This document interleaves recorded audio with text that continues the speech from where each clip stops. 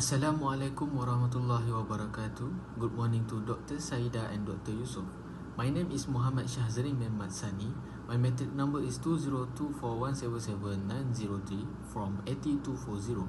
Today, I will be presenting my research proposal entitled Evaluating the Impact of Potassium Solubilizer Biofertilizer versus Diammonium Phosphate Fertilizer on Paddy Growth. This study is conducted under supervision of Ms. Hamiza binti Osman. My presentation will cover the background of the study, problem statement, objective, literature review, methodology, and expected outcomes.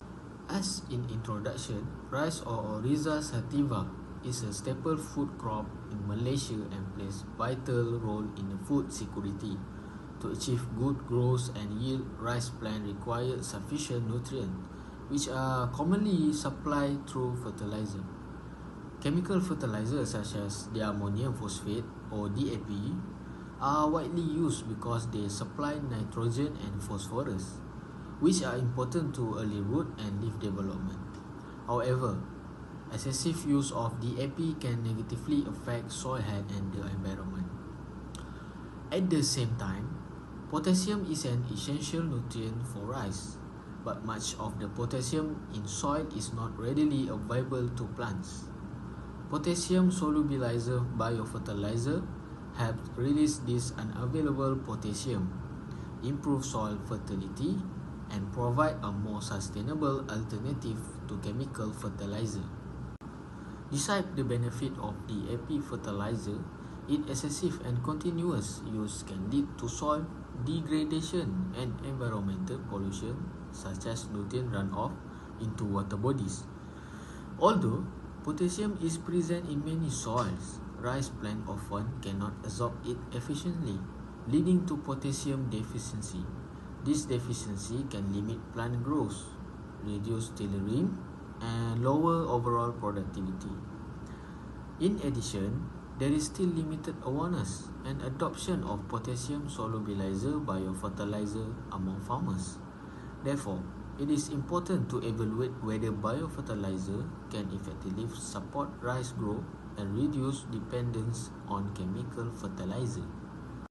The first objective of this study is to evaluate the effect of potassium solubilizer biofertilizer and diammonium phosphate fertilizer on the growth of rice plant. The second objective is to compare the growth performance of rice plants treated with biofertilizer and those treated with DAP fertilizer. Finally, this study aims to determine whether potassium solubilizer biofertilizer can be used as an alternative or as a supplement to chemical fertilizer in paddy cultivation. This study is significant because it compares the effect of two different fertilizer types on rice plant growth. The finding can help farmers identify which fertilizer are more effective for paddy production. In addition, the study contributes to improve nutrient availability in soil and support more sustainable and environmental friendly farming practice. Overall, it may help reduce excessive reliance on chemical fertilizer while maintaining crop production.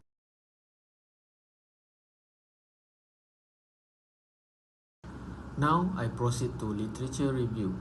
Previous studies show that chemical fertilizer can supply nutrients quickly and enhance rice growth. Diammonium phosphate provide nitrogen and phosphorus, which are important for early seedling growth and tiller formation.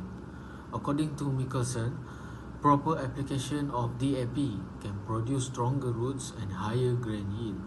However, excessive use of DAP can cause environmental problems, especially phosphorus runoff into river and lakes. Long-term overuse may also reduce beneficial soil microorganisms, which can lower soil fertility over time. Next, potassium plays a crucial role in regulating water balance, activating enzymes, and supporting photosynthesis in rice plant. Adequate potassium helps strengthen stem, reduce logging, and improve tolerance to drought and disease. Research by Nawas and colleagues showed that Rice grown in potassium deficient soil was shorter and produced fewer tiller compared to rice supplied with potassium solubilizing bacteria. This highlights the importance of potassium availability rather than just potassium present in soil.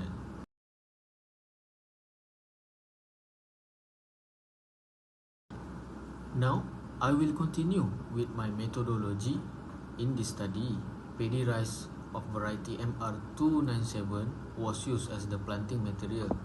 The seeds were obtained from a certified supplier and selected for uniform size and high germination rate. The seeds were soaked in clean water for 24 hours, drained and kept moist for another 24 to 48 hours until germination occurred. One small sprout appeared. The germinated seed were sown in seedling trays and watered daily. Only healthy and uniform seedlings were selected for transplanting. Next, for the soil preparation, clay loam soil was used as the planting medium. The soil was dried, crushed, and mixed thoroughly to ensure uniform texture. Each pail was filled to about 75% capacity and leveled before planting. The pail were arranged in a greenhouse at UITM Jasin.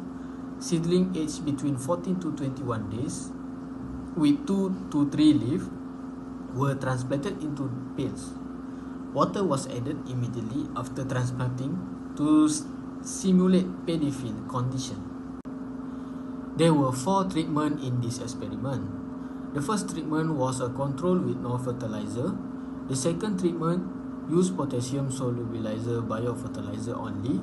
The third treatment used is the DAP fertilizer only. And the last one, the treatment combined biofertilizer with a reduced amount of DAP.